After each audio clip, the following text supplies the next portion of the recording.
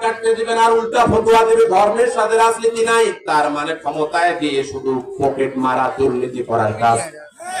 ওরাই আমাদের শান্তির বাণী শোনাবে, আর ক্ষমতায় গেলে বলবে আমরা সোনার দেশে আছি। কত সোনার দেশে সোনা নাই, আছে দুর্নীতি। কথা বলেন ঠিক কিনা? সোনার দেশে নাই রে সোনা, দুর্নীতিতে চ্যাম্পিয়ন। শান্তির বলি শুনতে শুনতে আমরা সবাই পেরেশান। কথা বলে, সোনার দেশে নাই রে সোনা, দুর্নীতিতে চ্যাম্পিয়ন। শান্তির বলি শুনতে শুনতে আমরা সবাই পেরেশান। আর মাঝখানে নেতা নেতার গুতা গুটি, জনগণের কর্ম শেষ। দেখতে দেখতে গল্লায় গেছে আমার সোনার বাংলাদেশ। স্বাধীনতার বয়স পেরিয়ে 54তে পা দিলাম। নেতারা তো সবই পেল, আমরা জনগণ কি পেলাম? প্রচুর মুড়া পাইছি। কথা বলেন ঠিক কিনা? আমরা পেয়েছি সোয়াবিন তেলের দাম বেশি, আমরা পেয়েছি আলুর দাম নাই। যে আলু গত বছর খাইলাম 70 টাকা, সেই আলু অনেকের গরুও খাওয়া চায় না, এখন 10 টাকা। কথা বলেন, এইটাই পেয়েছি।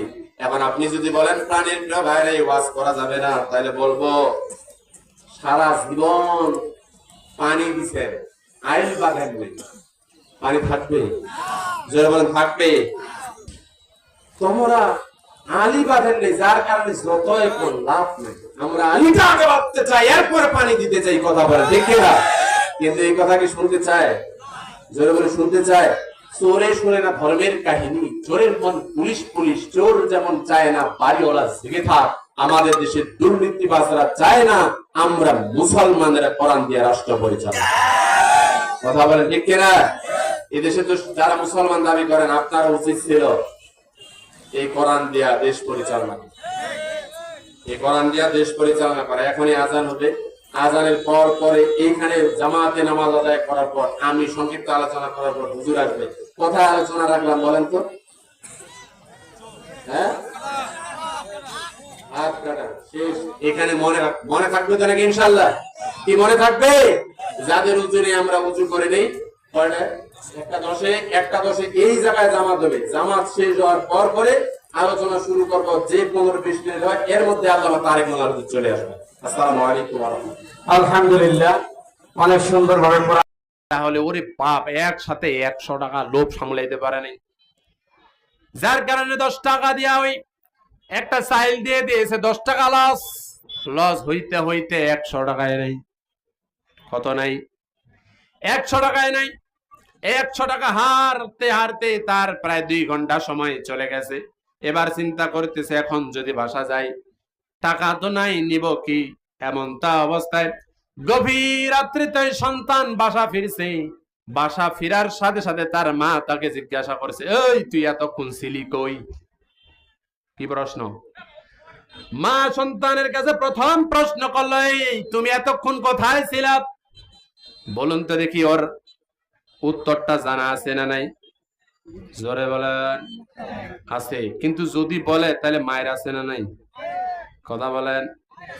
2 নম্বর প্রশ্ন করেছে মা ওই সন্তানকে, তোমাকে যে আমি টাকা দিয়েছিলাম এই তরকারি আনার জন্য, কিংবা ডিম 1 হালি আনার জন্য, তো 1 হালি ডিম 50 টাকা, বাকি 50 টাকা কই? টাকা দাও।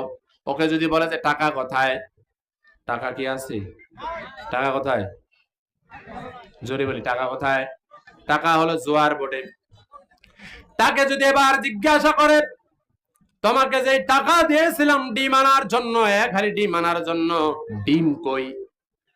এবার বলেন তো দেখি, ডিম কোথায় আছে? সে জানে কি জানে না? জোরে বলেন। এবং কি সে এতক্ষণ কোথায় ছিল সে জানে কি জানে না? টাকা কোথায় আছে সে জানে কি জানে না?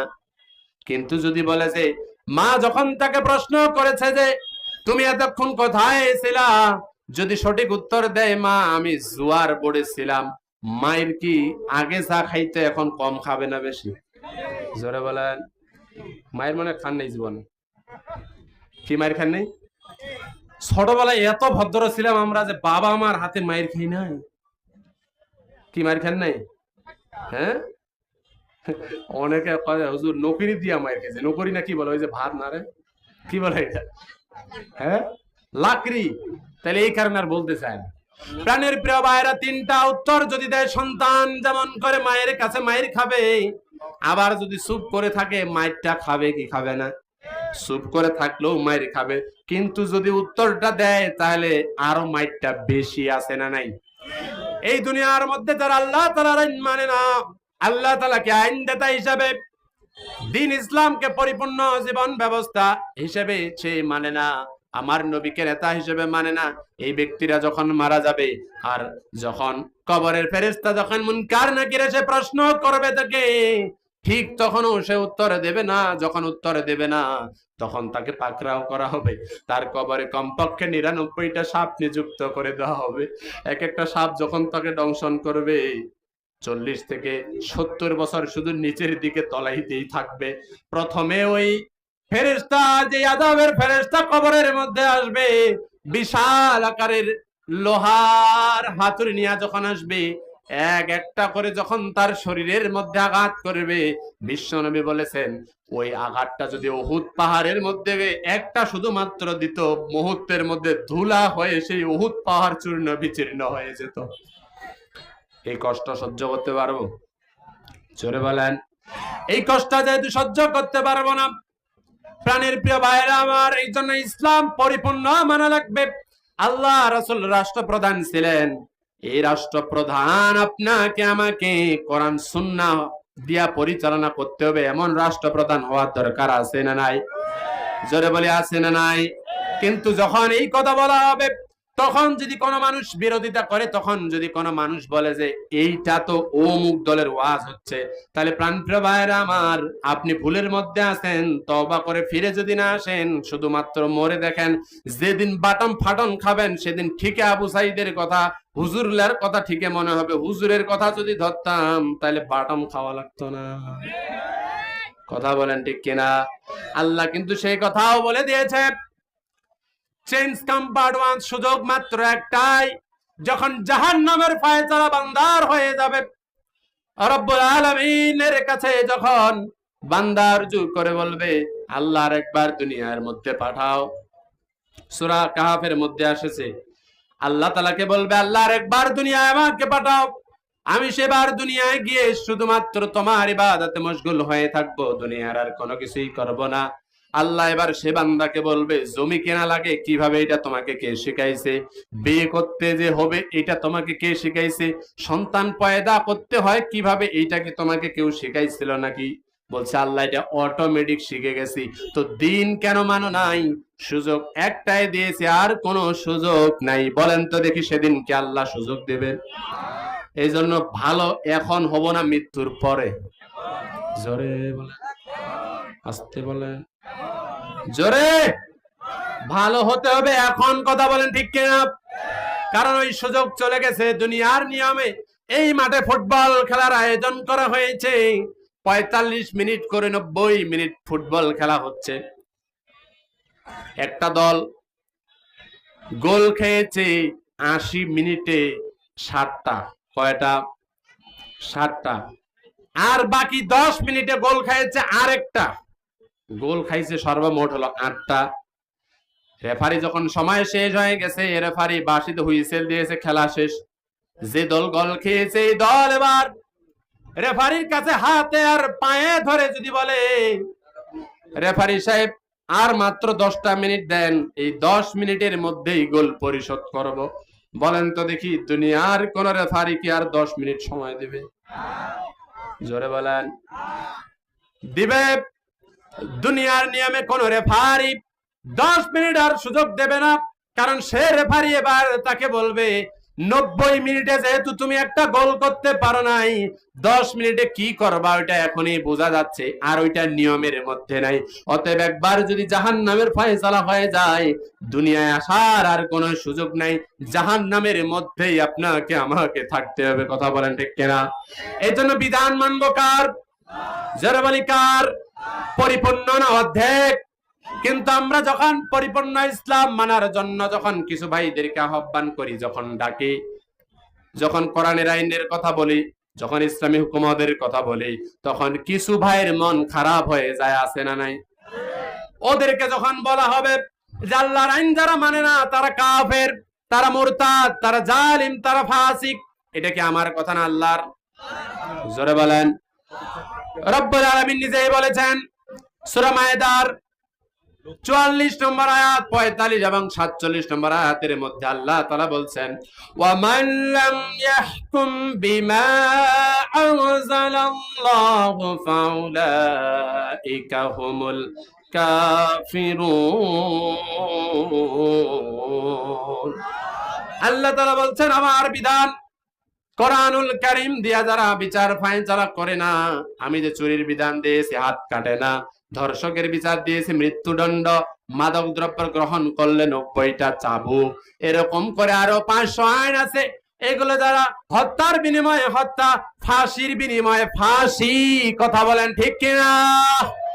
বাংলাদেশের একটা ইতিহাস শুধু নয়, সারা পৃথিবীর ইতিহাস, 298 বছর পর কোন দেশের প্রধানমন্ত্রীর ফাঁসির রায় হয়েছে, ওইটা বাংলাদেশে। কথা বলেন ঠিক কিনা? প্রাণের প্রিয় ভাইরা, বুঝতে হবে আল্লাহর মায়ের আক্কেলের বাহার। আজকে আপনি যদি কাউকে থাপ্পড় মারেন, আল্লাহ বলছেন দুনিয়ায় তোমার থাপ্পড় খাওয়ার ব্যবস্থা করা হবে। কথা বলেন ঠিক কিনা মুসলমান? অতএব আপনি বিনা অপরাধে কাউকে ফাঁসি দেবেন, কাউকে ইনজেকশন দিয়ে দুনিয়ার বুকে বিদায় করে দেবেন, আর সালাউদ্দিন কাদের আর বিএনপির বাবরদেরকে তোমরা নির্যাতন করবা আয়না ঘরের মধ্যে ঢুকায়, কোনো লাভ নাই। সময় পরিবর্তনশীল, আল্লাহ বলেছেন তাদেরকেও সেই নির্যাতনের মধ্যে ফেলে দেবো। কথা বলেন ঠিক না? নিজের ট্রাইব্যুনাল গঠন যেটা করেছে সেটাতেই মৃত্যুদণ্ড। কথা বলেন ঠিক কিনা? সব খুনিদের বিচার বুবু হবে আনা আনা, তোমার বেলায় হবে বুবু পুরুষ হলো আনা। বুবু গো ও বুবু কেমন নৌকার মাঝি, তোমার নৌকা এখন চলে না। ওইটা এখন দিল্লি। আমাদেরকে বলে যে এই কথাগুলো আর বলবেন না, আরে বলতে হবে, কারণ মানুষ ভুলে যেতে শুরু করেছে জালিমদের পক্ষে। আরেকটা মাজলুমেরা নতুন করে জালিম হয়ে তাদের পক্ষে সবাই গাচ্ছে। কথা বলো ঠিক না?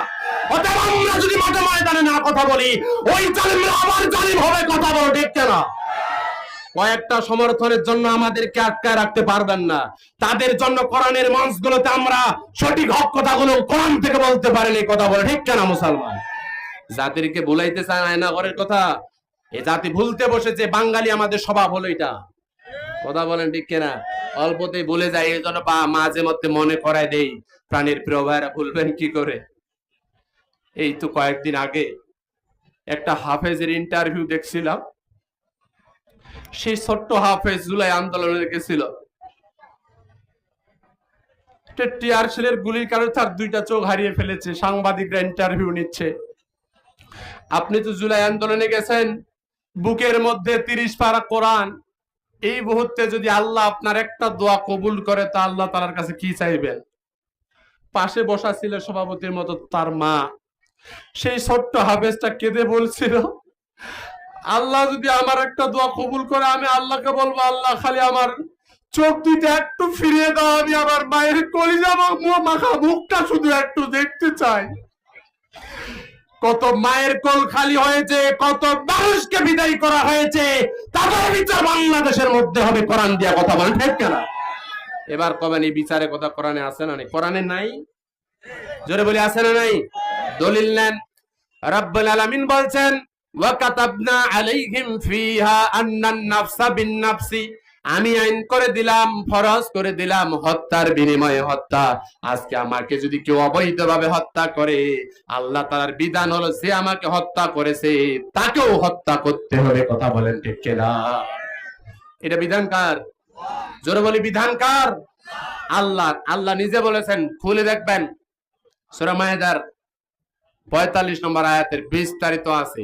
প্রাণীর প্রিয় ভাই, কোরআনের যেগুলো পছন্দ লাগে এগুলো মানবেন, আর যেগুলো লাগে না ওইটা মানবেন না। এটা প্রকৃত মুসলমান হওয়া যাবে না। কথা বলেন ঠিক কিনা?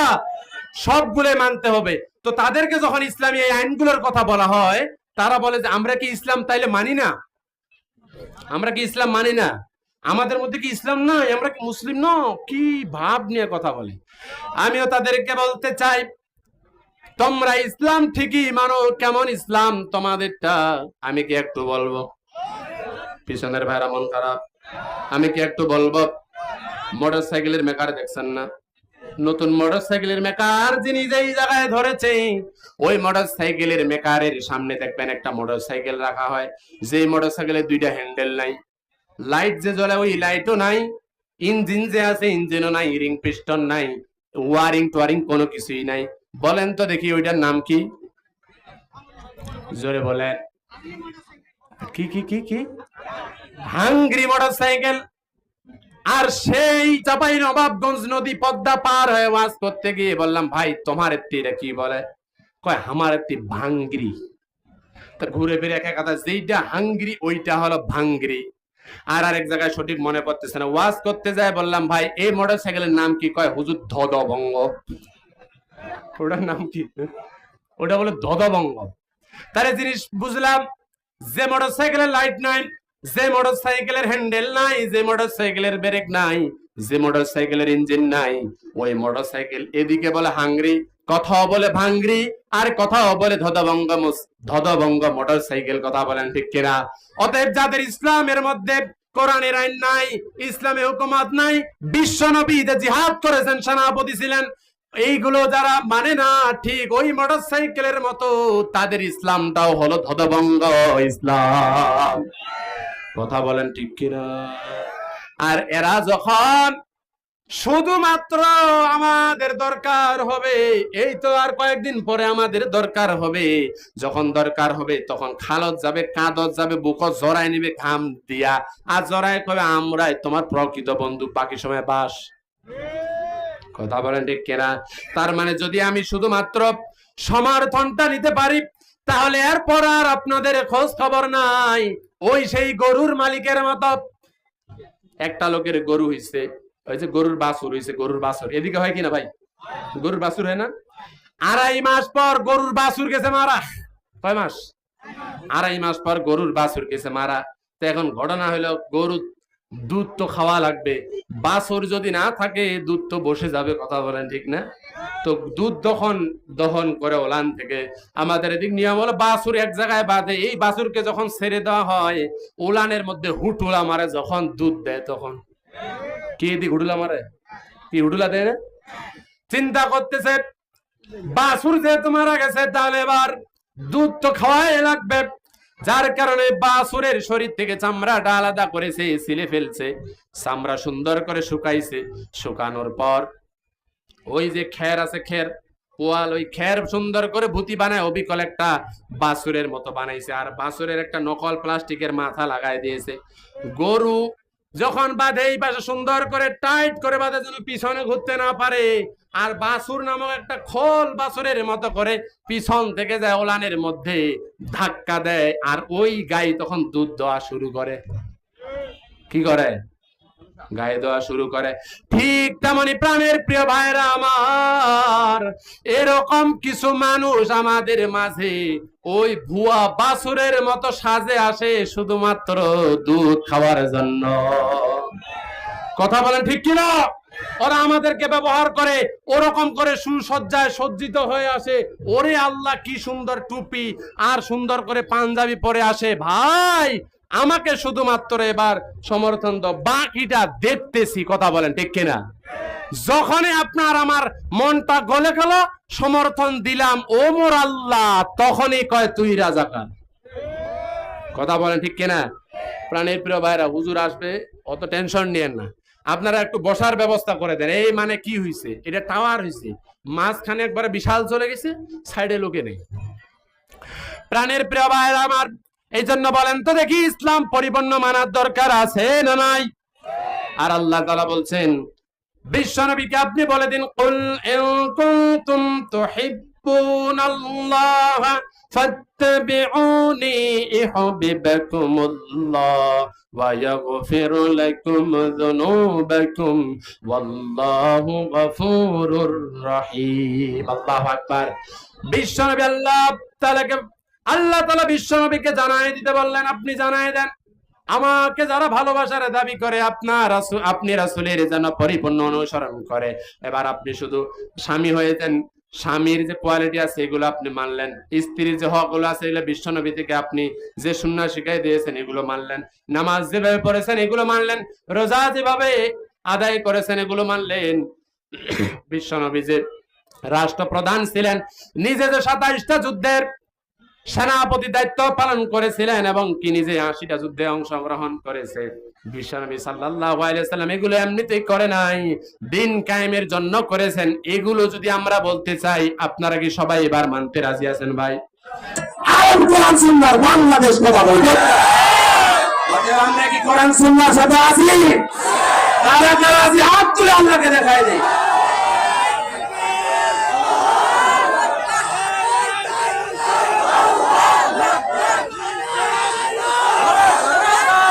সম্মানিত উপস্থিতি, এবার সামনে বাইরে রয়েছেন, বলতে চাই আমি আমার প্রাণপ্রিয় মুফাসসির আল্লামা তারিক উনার হুজুরকে এখনই ছেড়ে দেব।